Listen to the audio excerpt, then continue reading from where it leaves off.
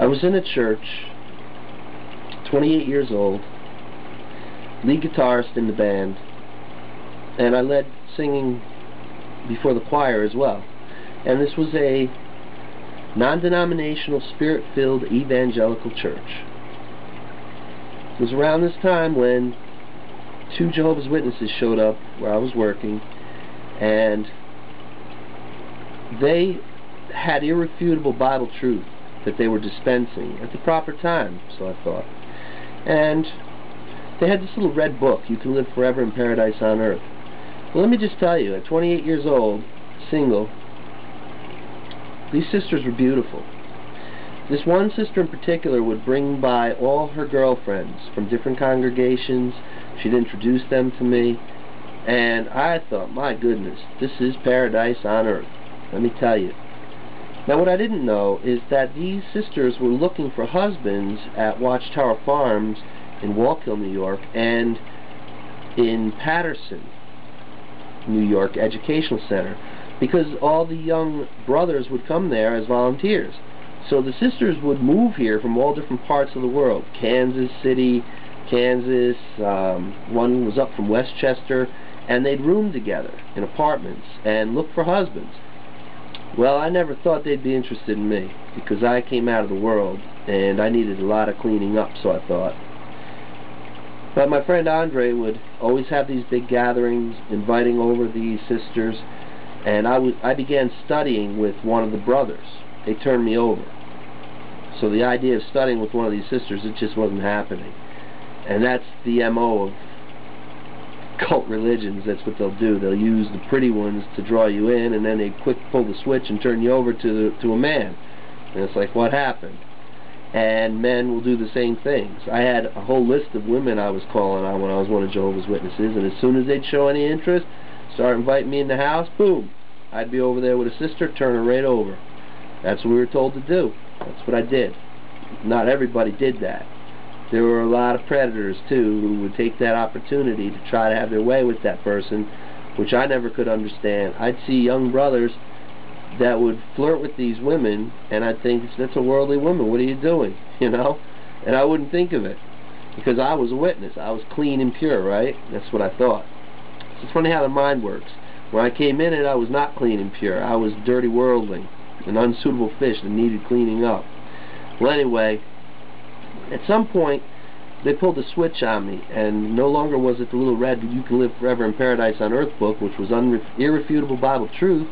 Now they had this book that basically puts the Watchtower Society governing body members and the faithful and discreet slave in power over me. But I swallowed the bait with the hook in it, because I didn't want to lose all my friends. I had a social life with these people now.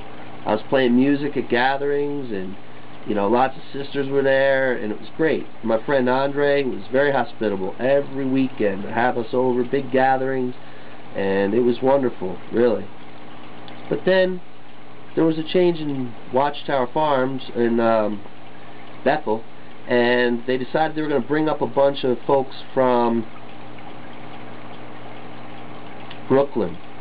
And they happened to bring up this one brother who became the treasurer. What was his name? Ed Nonkus, I think, or Ted, or Tom, or Jim Nonkus, something like that. Well, anyway, these brothers came up from Brooklyn, and they found out Andre was working for a corporation called Flick that had him going into a convent serving nuns, and they did not like that. One of the wives of one of these elders that came up from Brooklyn was stumbled. They gave Andre 6 months to quit his job or face a judicial committee and be disfellowshipped. Andre was 60 years old, having to now find another job. That's when I first knew something was wrong with this religion. Andre ended up moving to Tennessee with his wife, nice sister. She was like my mom. And all of a sudden they were gone. Just like that. Andre died of a heart attack. A short time after, down there in Tennessee. I don't know what exactly happened to him, but he died. And just like that, my dad, who was like my dad, gone. Because somebody was stumbled. So I met this sister, we got married, we got divorced, and I was taken before committees over this, and it was pretty ridiculous how they get in your business, how they want to see your divorce papers, how they hold you back. I went inactive. I met a couple of worldly women, I lived with them, and the whole time I had this gnawing thing in my head that I was being like wayward and had to go back. I went back. I told them I was with other women and that, you know, here I am, I'm sorry, I want to be right with Jehovah. What did they do? They reproved me privately and put me on restriction. I couldn't comment at the meetings for 6 months. Because the prodigal son had returned, I was being punished. Which they said I had leaven and they didn't want the congregation to be defiled. So I was dirty. You see, this is how this cult works. They put it in your head that you're not up to par. Even though you're repentant, even though you come back, you're sorry, you're dirty, we have to protect the congregation from you. That's our job. Well, anyway,